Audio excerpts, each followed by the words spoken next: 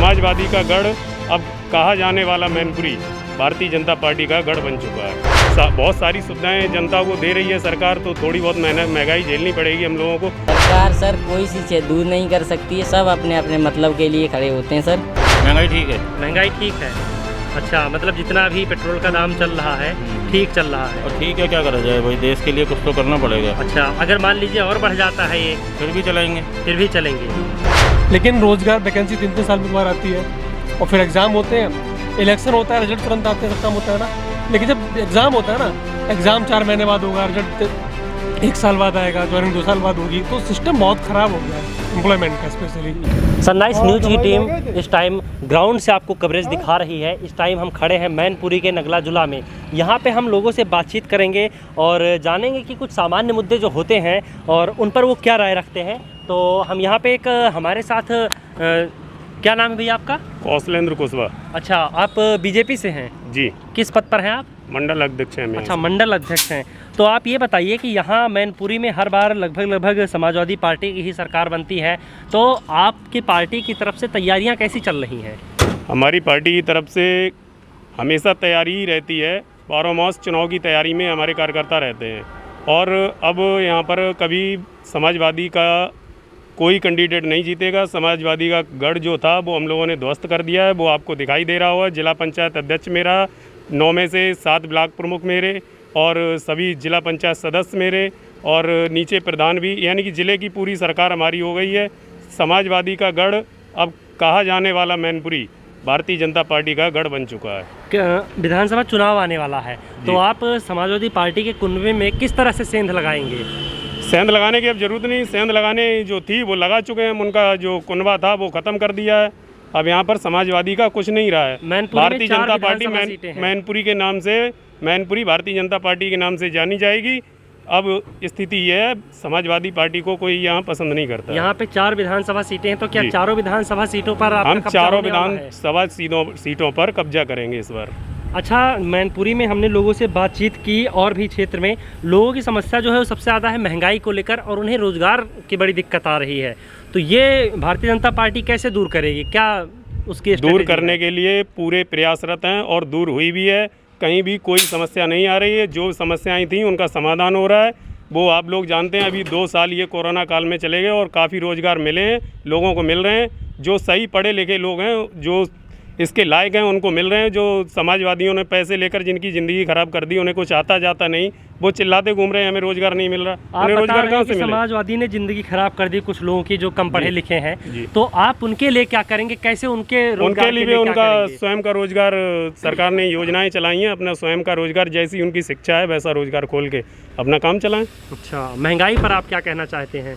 महंगाई भी कंट्रोल हुई है, कहीं कहीं पर है महंगाई और वो भी हो जाएगी। अब बहुत सारी सुविधाएं जनता को दे रही है सरकार, तो थोड़ी बहुत महंगाई झेलनी पड़ेगी हम लोगों को। जब कोई बर्बाद हुआ घर, उसे संभालते हैं तो खर्चा तो उसमें होता ही है। चलिए और भी लोगों से हम बातचीत कर लेते हैं। धन्यवाद आपका। तो इनका क्या कुछ कहना है? आप यहाँ पेट्रोल पंप पे काम करते हैं? जी सर, अनिश कुमार यादव नाम है मेरा। क्या लगता है इस बार किसका चुनावी माहौल है?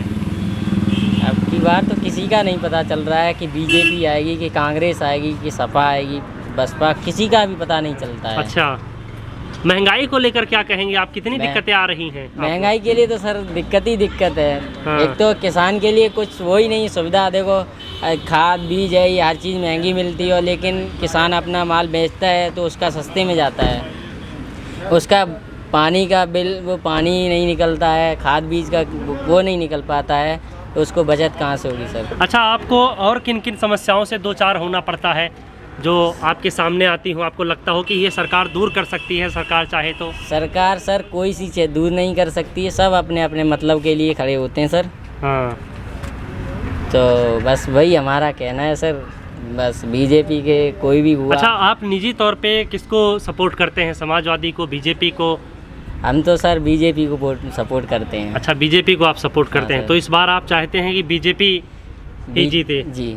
अच्छा, चलो बहुत बहुत धन्यवाद। और भी कुछ लोगों से हम बातचीत कर लेते हैं।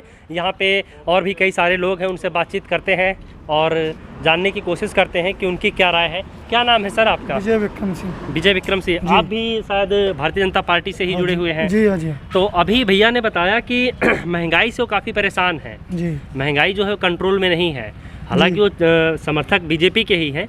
तो आप अपने समर्थकों के लिए उनकी जो परेशानी किसानों को लेकर वो बता रहे थे, किसानों को बहुत ज़्यादा परेशानी हो रही है, कैसे आप?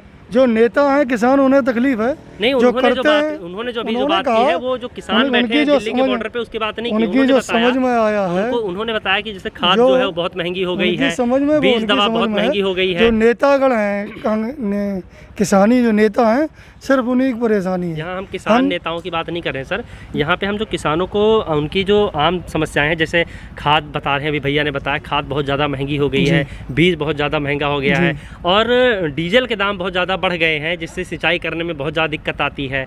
तो इस पर आप क्या कहेंगे, कैसे उनको समझाएंगे? मैं 100 बीघे का मालिक हूँ जी, और मैं खेती ही करता हूँ और कोई मेरा व्यवसाय नहीं, मुझे तो कोई परेशानी नहीं हो रही है।